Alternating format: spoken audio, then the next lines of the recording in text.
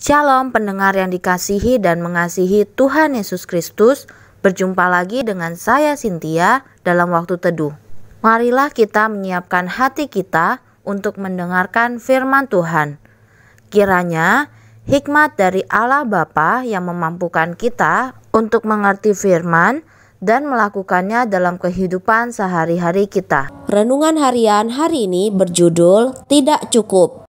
Bacaan Alkitab hari ini diambil dari Pengkhotbah 2 ayat 1-16. Demikian firman Tuhan. Aku berkata dalam hati, mari, aku hendak menguji kegirangan. Nikmatilah kesenangan.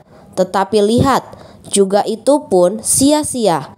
Tentang tertawa, aku berkata, itu bodoh. Dan mengenai kegirangan, apa gunanya?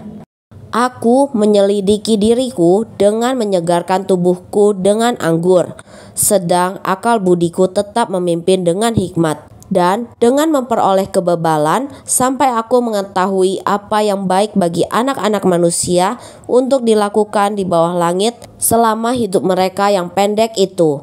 Aku melakukan pekerjaan-pekerjaan besar, mendirikan bagiku rumah-rumah, menanami bagiku kebun-kebun anggur.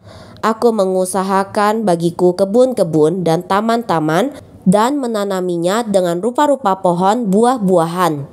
Aku menggali bagiku kolam-kolam untuk mengairi dari situ tanaman pohon-pohon muda. Aku membeli budak-budak laki-laki dan perempuan dan ada budak-budak yang lahir di rumahku. Aku mempunyai juga banyak sapi dan kambing domba, melebihi siapapun yang pernah hidup di Yerusalem sebelum aku.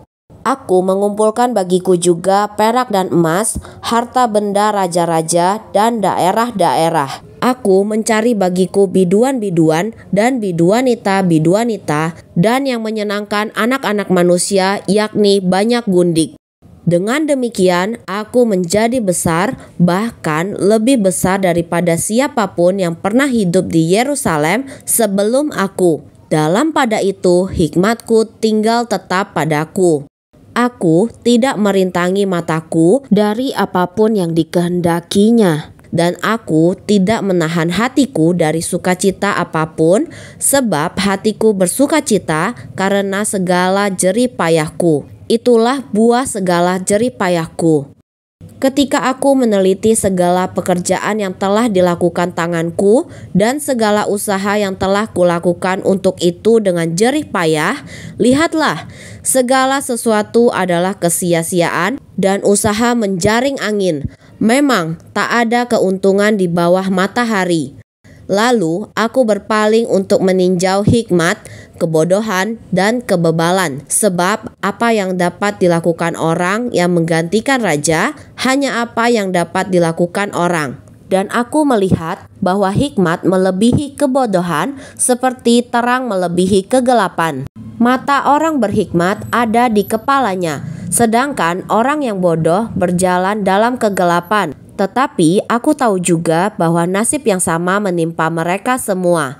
Maka aku berkata dalam hati, nasib yang menimpa orang bodoh juga akan menimpa aku. Untuk apa aku ini dulu begitu berhikmat? Lalu aku berkata dalam hati bahwa ini pun sia-sia.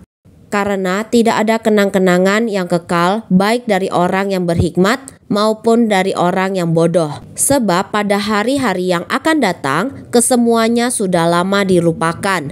Dan orang yang berhikmat mati juga seperti orang yang bodoh. Nats pembimbing hari ini diambil dari Lukas 9 ayat 25.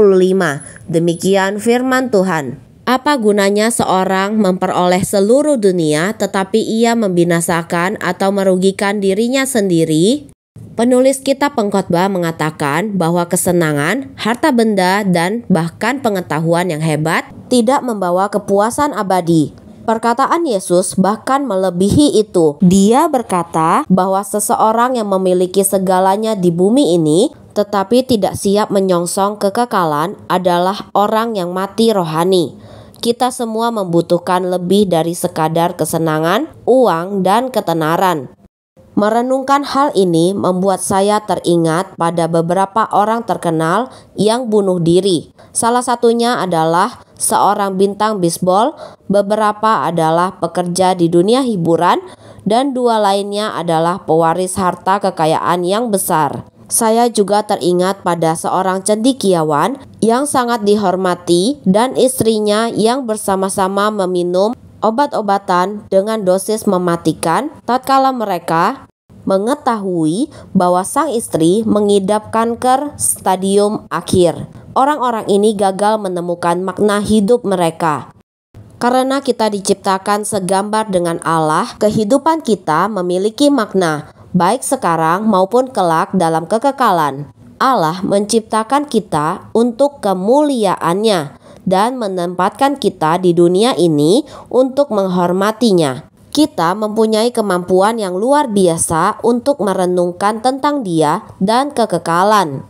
Percaya bahwa Yesus telah mati bagi dosa-dosa kita dan bangkit akan memenuhi kebutuhan kita akan makna kehidupan. Keselamatan memberi jaminan bahwa kita telah diampuni. Kita memiliki tujuan kekal dan pengharapan surgawi. Ini cukup untuk membawa kedamaian dan sukacita yang mendalam bagi kehidupan kita. Sudahkah Anda mendapati hal ini terjadi dalam hidup Anda? Kendurkan cengkeraman Anda terhadap segala yang ada di bumi. Demikianlah renungan harian hari ini. Sampai jumpa lagi pada kesempatan berikutnya. Tuhan Yesus memberkati kita semua.